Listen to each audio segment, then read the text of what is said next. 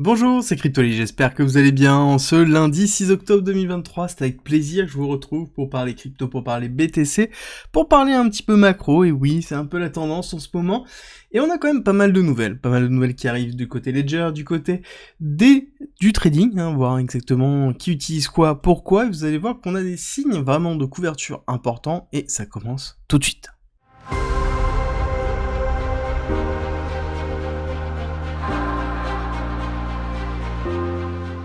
Mais avant de commencer, je vous rappelle que vous avez le parcours pédagogique qui est toujours à disposition, qui est une formation de plus de 60 heures de contenu, qui vous explique la blockchain, le trading, l'analyse technique, l'investissement en général, tout ce qu'il faut en fait pour pouvoir progresser avec des guides, avec des vidéos, plus de 130 vidéos, le tout disponible gratuitement grâce à notre partenaire Avatrade. Vous pouvez retrouver la formation ici et comment utiliser. Globalement, il suffit d'utiliser la plateforme Avatrade avec un dépôt de 500$ et vous pouvez directement faire financer votre formation par le partenaire. C'est en description et en commentaire et on commence tout de suite avec l'état du marché.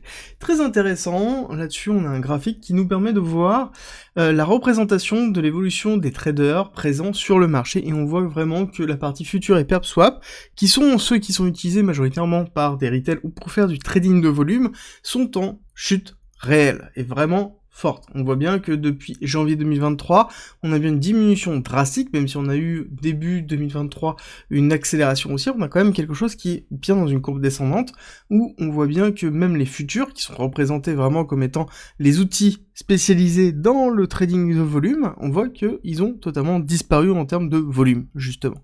Donc ici, on a la représentation du fait que personne s'intéresse vraiment à jouer avec la volatilité du BTC et des actifs crypto d'ordre général. Par contre, on voit quelque chose qui est en augmentation, c'est les options. C'est ces barres qui sont donc à ce moment-là vert clair, dans lequel on se retrouve dans une augmentation des options qui représente quant à elles non pas le fait de jouer avec des volumétries, mais le fait de couvrir ses positions. Donc ça sous-entend deux choses. Que soit la typologie d'investisseur a changé, chose qui est assez peu probable, soit à ce moment-là, toutes les positions sont ouvertes, et donc on a besoin de couverture. Donc ça sous-entend qu'on va faire des options qui sont inversées à la position que l'on a, pour pouvoir maintenir en fait un taux constant. On rappelle que quand on fait de l'investissement avec des très grosses sommes, on va avoir tendance non pas à aller que dans une seule direction, on va prendre une assurance qui est sous une forme d'option dans laquelle on va couvrir si jamais le sens ne va pas dans la position que l'on a. D'accord, de façon à pouvoir limiter les pertes, et c'est exactement le rôle des options, et c'est pour ça aussi que là, le fait de voir les options qui montent, ça sous-entend que là, il y a une forme de couverture qui est en train de se faire, dans le sens où l'instabilité générale que l'on retrouve sur la macro US, on va en discuter dans quelques instants, fait que les personnes sont en train de se couvrir. Et c'est très important de le retenir, et on le verra de toute façon dans l'analyse technique, certainement dans les semaines qui viennent, qu'on risque d'avoir encore une fois l'augmentation des options sur certains niveaux clés, on le verra certainement, je pense, samedi. Ensuite, on attaque avec Elon Musk qui se fait attaquer par la SEC, donc c'est pas nouveau, c'est par rapport à son rachat de Twitter. Il devait comparaître le 15 septembre, chose qu'il a annulée au dernier moment. La SEC met une couche sur Elon Musk en disant que c'est quelqu'un qui ne veut pas rentrer dans la compliance, et Elon Musk explique que de toute façon, il ne les respecte pas, et que pour lui, c'est eux qui devraient faire le sujet d'une enquête, parce qu'il y a des débordements.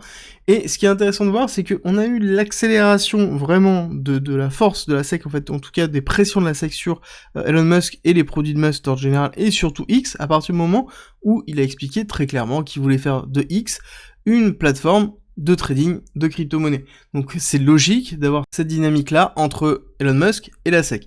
Après, je pense que c'est plutôt positif qu'ils attaquent justement Elon Musk, comme il le dit, il a hâte de voir ça, parce que c'est quelqu'un qui va être préparé, clairement qui va être préparé, et je pense que ça va être bien au-dessus de toutes les préparations qu'on a pu connaître, que ce soit avec Ripple, que ce soit avec XRP.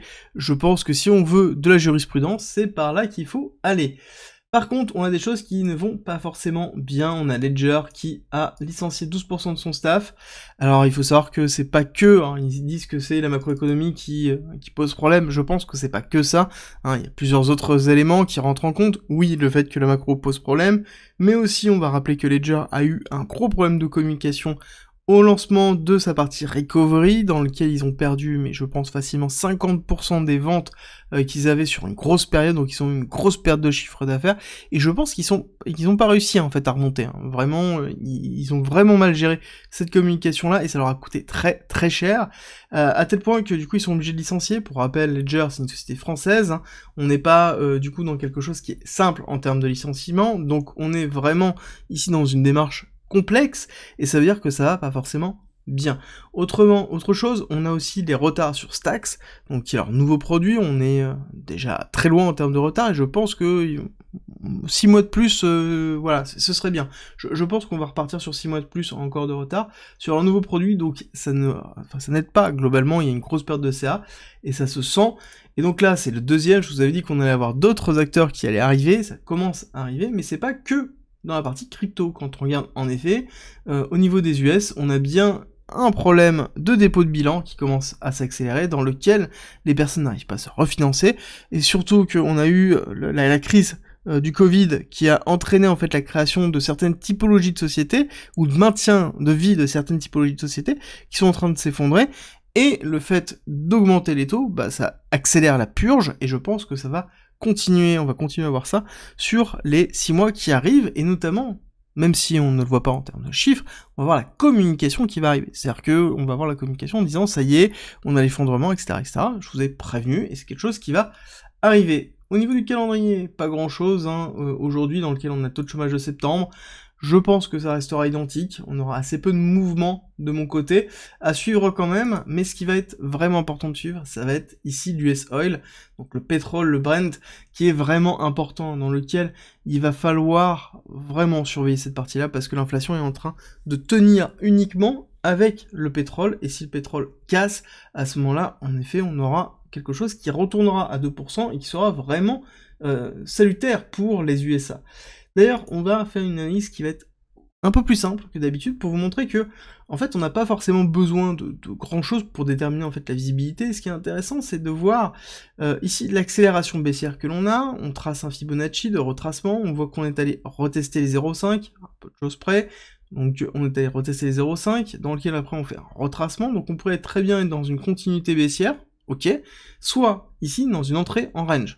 Quand on voit une contraction généralement des deux tendances, enfin des deux lignes de tendance, des deux EMA, donc la 50 et la 200, ça sous-entend que sur le long terme, surtout qu'on est en weekly, on a une contraction des cours. Contraction des cours veut dire soit une inversion de tendance, soit la mise en place d'un ranging. Et donc là, on pourrait être dans la confirmation d'une borne haute de ranging 93, borne basse ici, dans les 67.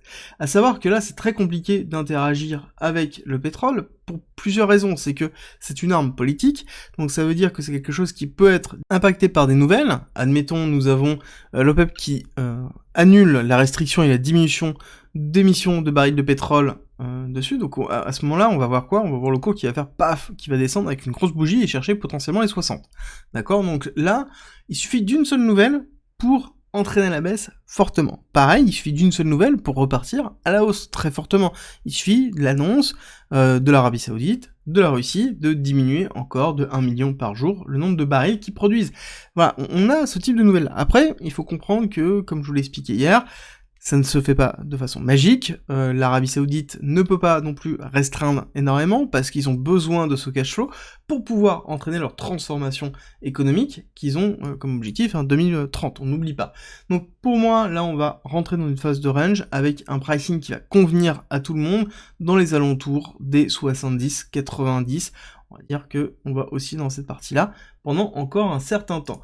Au niveau du SP500, on a ici une bougie qui est vraiment intéressante, dans laquelle on a eu vraiment une incertitude au niveau du marché, ce qui est plutôt logique étant donné qu'on a atteint l'objectif 1.1 et qu'on est dans une phase de retest qui correspondrait en fait à ce type de travail que l'on a là, dans lequel on pourrait avoir soit encore une petite augmentation avant d'avoir la continuité baissière. Je vise toujours cette continuité baissière, je n'ai pas de nouvelles par rapport à ça qui me dit que ça va être l'inverse, et on voit qu'on est en train de repasser en dessous de la 200 au niveau du SP500 en daily, et en weekly, vous allez voir qu'on a ici un support au niveau de la 50, si jamais on la casse, bon, ça veut dire qu'on aura une très belle accélération pour aller chercher ici les 4100, qui est le target que l'on a déjà depuis un certain temps.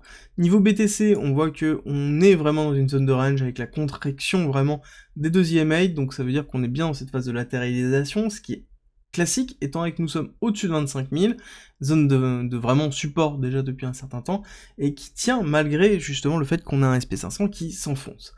Court terme, on voit qu'on est allé retester une partie haute, dans lequel là, potentiellement, il y a eu une entrée pour une cassure baissière.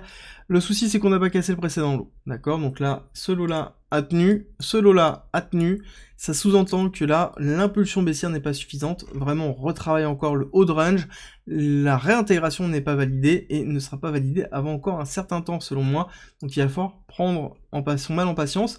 Il est pas dit que nous ayons un mouvement aujourd'hui, hein. Il est même fort probable qu'on se retrouve dans quelque chose qui va ressembler à ça, avec plus ou moins d'amplitude, où on va osciller entre globalement 27 200 et le top ici 28 000, dans lequel on va avoir une zone d'oscillation, avant d'avoir, hop, la petite contraction habituelle que l'on retrouve dans le week-end, et ensuite la liquidation, soit dimanche soir, soit lundi matin, comme d'habitude, soit à la hausse, soit à la baisse en fonction de la liquidité. Et pourquoi je vous dis ça? Bah, tout simplement parce que quand on regarde vraiment l'order flow, c'est vraiment classique, cette fois-ci je passe en 4 heures pour vraiment vous donner un petit peu de visibilité, bah, on voit que là le mouvement qui est en train d'être construit n'est pas un mouvement réel porté par les top traders, ni par les traders classiques. On regarde les top traders, on voit qu'on a quelque chose qui est relativement flat au niveau des positions, donc là c'est la taille des positions des top traders, donc sous-entendu l'argent qui est mis en position, et donc qui est valorisé avec une augmentation du cours, d'accord, ce qui est plutôt classique. Si j'ai une position de 100 avec un BTC qui est à 100, bon, si le BTC est à 110, à ce moment ma position vaut 110, on est d'accord. Donc là on se retrouve dans une démarche où l'accélération haussière du prix n'entraîne pas l'accélération des positions, donc ça sous-entend qu'on a un sell-off qui est en train de se faire. Et ce qui est intéressant, c'est que cette accélération, elle est portée par du perpétuel, et pourtant on voit l'open interest qui reste relativement flat. Ça sous-entend quoi? Ça sous-entend qu'on a une compensation réelle entre les deux. Donc on a bien des prises de profit, on a des shorts, autant de shorts et autant de longues qui s'ouvrent, pour avoir un open interest qui est relativement flat, et donc pour moi, on a ici la classique de quelque chose qui est porté par du futur, pour pouvoir faire ici une dilution en spot, et donc faire une distribution potentielle des tokens pour préparer une chute, et ce qui sera en même temps cohérent par rapport à ce qu'on est en train de voir avec le trading des options que je vous ai montré tout à l'heure. Donc je reste toujours dans cette optique, encore une fois, je garde en tête qu'on pourrait avoir une très grosse accélération haussière, on va juste passer en daily ici pour vous la montrer, hop, on pourrait très bien avoir une accélération haussière pour aller chercher des targets de 1,618 ici, aller chercher les liquidités, c'est quelque chose que j'ai en tête depuis un certain temps, parce qu'on a une forme de corrélation, où on a une accélération, un retracement, accélération, petite respiration, accélération, petite respiration, accélération, et ensuite retracement. Mais là, pour l'instant, on n'est pas dans des mouvements vraiment impulsifs, comme on a pu connaître ici, d'accord? On n'est pas du tout dans cette démarche-là, ni dans celle-ci, ni dans celle-ci, d'accord? Les gros mouvements, généralement, sont portés par des bougies vertes et impulsives très fort. Là ce n'est pas le cas, là quand on voit quelque chose qui est comme ça, c'est quelque chose qui est construit artificiellement, et dans lequel on n'a pas d'impulsion suffisamment haussière pour avoir soit de la liquidation, et donc avoir un short squeeze suffisamment fort pour aller haut, donc on est plus dans une forme de ranging, et là on est dans une déviation de ce ranging, et je reste en fait encore dans cette hypothèse-là, tant qu'on n'ira pas casser beaucoup plus haut, pour se dire qu'en effet, le mouvement sera porté par l'order flow, on aura un sens qui sera donné. Là actuellement, pour moi, le flux reste toujours baissier, et voire même, peut-être même plus baissier, juste tout droit, donc latéralisation, pendant encore relativement longtemps. J'espère qu'on aura une réponse au moins durant ce mois d'octobre. C'est tout pour aujourd'hui, au niveau de la quotidienne, j'espère que ça vous a plu, si c'est le cas, n'oubliez pas de me laisser un like et un commentaire, ça me fait toujours très plaisir, et on se retrouve à 13h30 pour parler d'Ethereum.